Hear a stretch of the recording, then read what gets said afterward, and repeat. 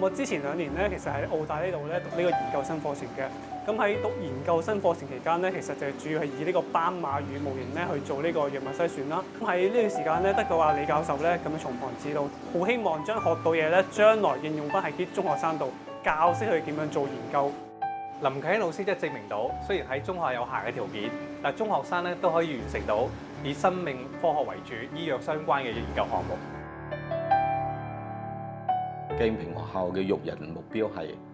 德育為首、智育為主、能力為重、全面發展學有特長。為咗實現呢個目標咧，我哋提倡科研興教、科研興校嘅策略。老師更新觀念，喺課堂教學上，由過去老師做主體，改變成學生為主體嘅學習模式。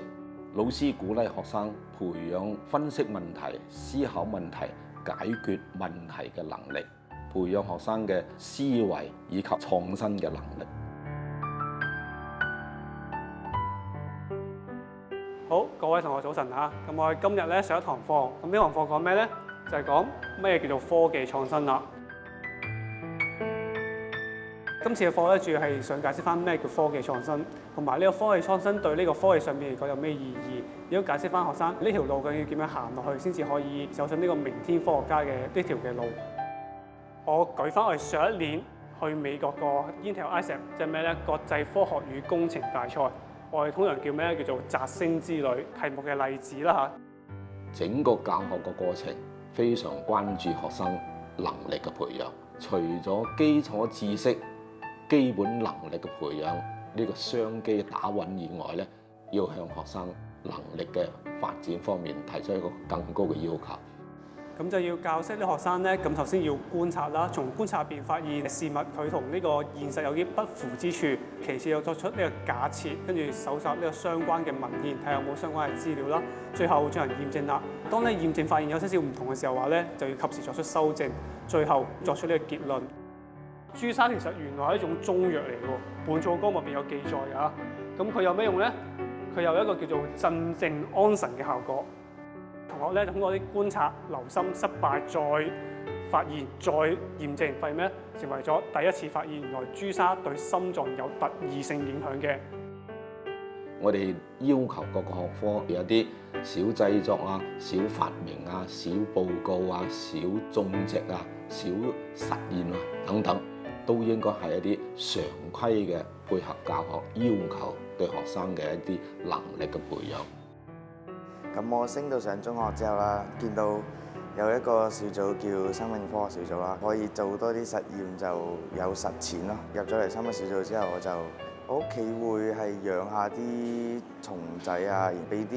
光刺激佢啊，睇下佢會行啲咩方向。有時我都有試過做啲植物種子嘅實驗。咁呢個教學方法咧，就想用啲生活嘅例子引入嘅，即係話俾學生聽，科學唔係淨係一味靠計數嘅，好多時候嗰個科學發現咧係由心入邊嘅例子去引入嘅。發現嘅時候可以好隨意，但係咧最緊要教翻佢哋，當你要驗證嘅時候咧係要非常之科學同埋嚴謹嘅。經過系列嘅改革，鏡平學生喺老師嘅指導帶領底下，學風發生咗比較大嘅變化，學法亦帶嚟咗比較大嘅變化。學生嘅綜合素養、綜合素質以及學生嘅能力，亦得到比較大嘅提高。你如果係自己熱情而去做嗰一樣嘢嘅話，就會可能即係想將佢尋根究底咁樣做到最好。